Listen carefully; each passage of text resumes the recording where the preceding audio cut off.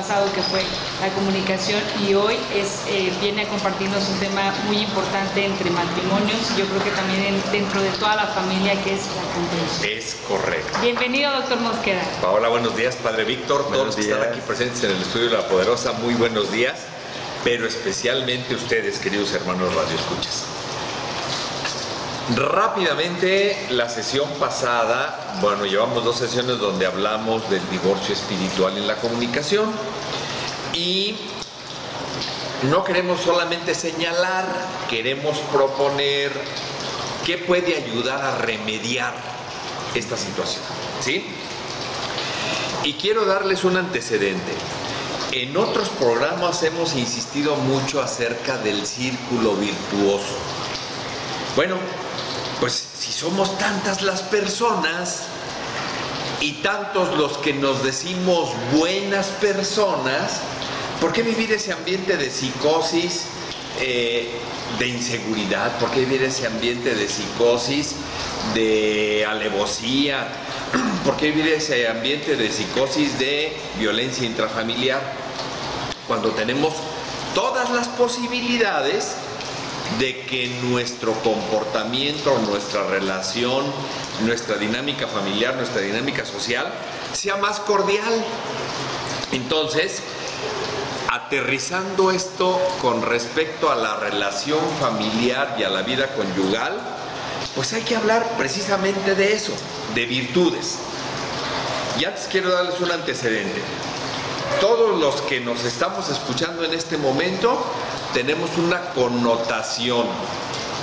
Somos seres humanos, pero en ese ser humano, la connotación es que tenemos facultades superiores que el resto de los seres vivos creados, que el resto del reino animal. Y Dios nos ha dado una inteligencia, nos ha dado una razón, nos ha dado una libertad, pero sobre todo nos ha dado una voluntad, ¿sí? ¿Qué es la voluntad? Aquel motor interno que nos lleva a hacer las cosas, no solamente a pensarlas, sino a ejecutarlas. Y todavía quiero darles una buena noticia recordatoria a todos nuestros queridos hermanos radioescuchas. Cuando somos bautizados, nos incorporamos a la gran familia de Dios Padre, ¿sí? Somos hijos de Dios y nos incorporamos a la gran familia de Dios Padre. Pero todavía más, cuando nos confirmamos, compartimos ese excelente auxilio, porque nos es otorgado el Espíritu Santo con todos sus dones y con todos sus beneficios. De tal manera que cuando nosotros hemos sido confirmados, Dios nuestro Padre hace presente el Espíritu Santo en nuestras vidas. Y ahí tenemos los católicos ese gran aliado que nos ayuda a ser mejores. Ese gran aliado que nos es otorgado para ser hombres y mujeres de bien. De tal manera que cuando hay conflictos conyugales o conflictos familiares, una de las virtudes que tenemos que buscar ejercer es la comprensión. ¿Para qué nos hemos casado los esposos? Para, en la manifestación de nuestro amor, ayudarnos y superarnos mutuamente, primer objetivo. Segundo objetivo, comunicarnos y estar abiertos a la vida. Ser excelentes auxiliares en la procreación con Dios nuestro Padre, ¿sí? Y nos hemos casado para, en el otorgarnos ese sacramento, ser ahora sí que apoyo mutuo en este proceso de santificación. Cuando nosotros hemos decidido vivir la vida en matrimonio, Bueno, pues tenemos que conocernos. Y ese conocernos implica también entender el sentir, el vivir la situación en nuestra sexualidad, porque la sexualidad primordialmente es la masculinidad en nosotros los esposos varones y la feminidad en las esposas mujeres. Cuando nosotros queremos vivir la virtud de la comprensión, pues entonces debo de entender que no pensamos igual los hombres que las mujeres, y tu esposa deberás de comprender que los varones somos de pocas palabras, somos directos, sabemos que las queremos, pero no lo manifestamos. ¿Y qué implica vivir la virtud de la comprensión? Pues cuando tú te comuniques con tu esposo, trata de ser directa, trata de ser clara, trata de ser objetiva. Y nosotros como esposos debemos de entender que mi esposa tiende a ser descriptiva, tiende a ser, digamos que alegórica, a adornar emotivamente su comunicación. Y entonces yo, esposo, en actitud de comprensión, debo de incrementar mi capacidad de escucha. Y mi capacidad de escucha me lleva no solamente a oír, sino a estar atento a lo que me dice. Y aparte de estar atento, acompañar en la escucha. Y este acompañamiento en la escucha implica que ponga todos mis sentidos y mi lenguaje no verbal. ¿Qué quiere decir esto del lenguaje no verbal? Que cuando yo le esté escuchando, no esté poniendo cara de aburrimiento, con los ojos viendo al cielo, haciendo ademanes de desacuerdo, no, porque entonces ahí el lenguaje no verbal dice más que 1000 palabras. Entonces, cuando yo quiero practicar la virtud de la comprensión entre esposos, debo de poner todo mi ser en esa comunicación.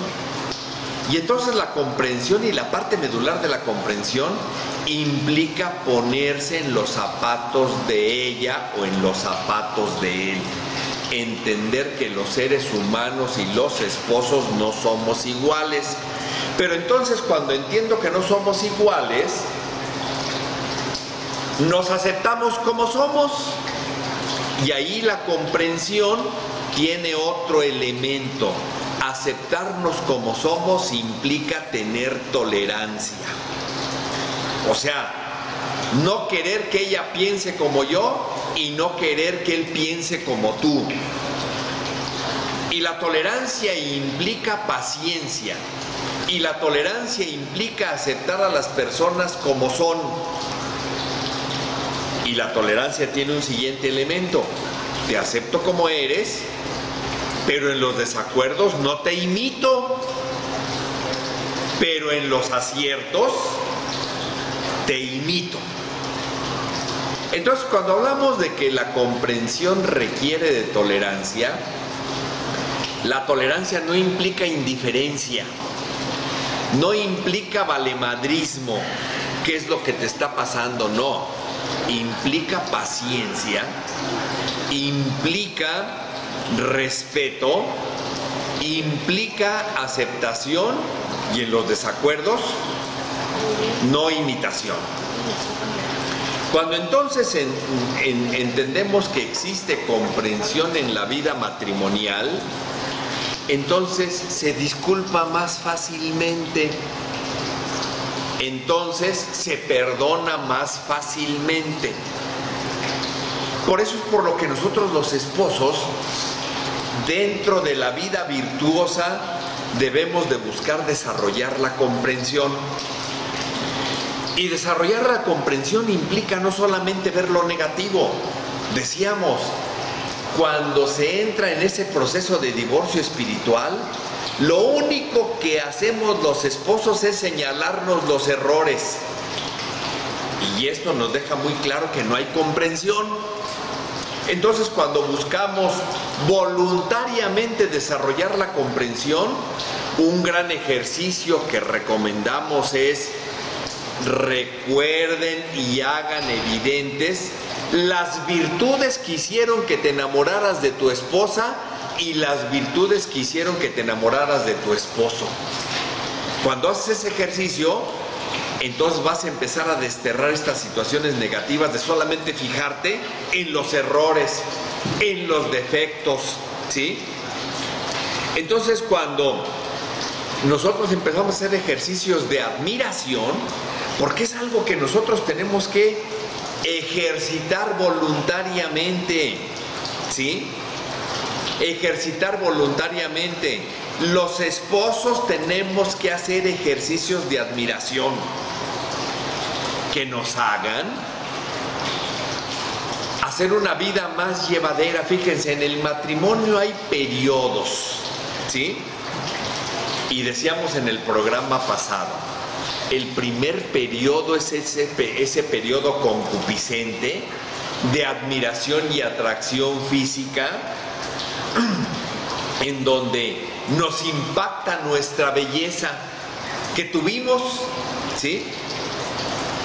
Y después viene otro periodo en donde el refuerzo más fuerte es la llegada de nuestros hijos, pero el proyecto de patrimonio, el proyecto de madurez, y entonces nos apoyamos.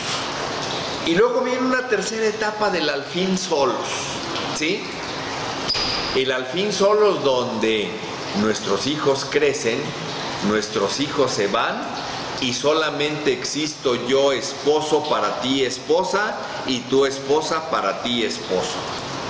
Y en ese proceso del al fin solos es donde más acompañamiento necesitamos los esposos. En ese proceso, en esa etapa del al fin solos, es donde más tolerancia necesitamos los esposos. En ese proceso es donde más comprensión necesitamos. Si finalmente vamos para allá, pues es una falta de sensatez no prepararnos para ese acompañamiento y seguir con actitudes orgullosas y seguir con actitudes negligentes y seguir con actitudes descalificadoras. Pues imagínense, estamos labrando una tercera etapa de nuestro matrimonio, que es el al fin solos, pues que va a ser una tortura. Luego entonces hagamos uso de esas facultades superiores que Dios nos dio, como la inteligencia, la razón y la voluntad, pues para ir preparando un terreno de acompañamiento en la tercera etapa de nuestro matrimonio, más cordial, más amable, de más acompañamiento, de más tolerancia. La comprensión, ¿sí?, implica conocernos. Hemos dicho en otras ocasiones que la madurez de la persona se distingue por tres actitudes. La primera de ellas: me conozco y me acepto como soy. La segunda de ellas: conozco a las personas que están cerca de mí y las acepto tal como son, ¿sí? Pero cuando hablamos de proyectos de vida, el tercer elemento es: me conozco y me acepto tal como soy, pero en ese tercer elemento hago un plan de vida que me ayude a ser mejor persona. Cuando tengo relaciones de amistad, de noviazgo o de matrimonio, el tercer elemento de la madurez es: hago un proyecto de vida con mis hermanos, con mis amigos, con mi novia, con mi novio, con mi esposa o con mi esposo, de mejora personal, que me ayude a ser mejor persona. Y decía yo hace rato, si a un gran aliado tenemos nosotros, es el Espíritu Santo, Dios Espíritu Santo. Entonces pidamos de ferviente y fervorosamente que derrame sus dones de discernimiento, de inteligencia, de consejo, de ciencia, de temor de Dios, etcétera, para que nos ilumine la mente y en ese proyecto de ser mejor persona haga un proyecto de acercamiento a la perfección de Dios nuestro Padre. Cuando así lo entendemos, estamos en la vivencia más plena de la comprensión. Estamos en la vivencia más plena del crecimiento como personas. Estamos en la vivencia más plena de ese círculo virtuoso. Entonces, necesitamos los esposos hacer un proyecto de crecimiento personal que nos permita incrementar nuestra persona, incrementar nuestro ser. No busquemos solamente tener, hay que ser mejores personas. Mejores personas para mayor gloria de Dios. Mejores personas para una mejor convivencia.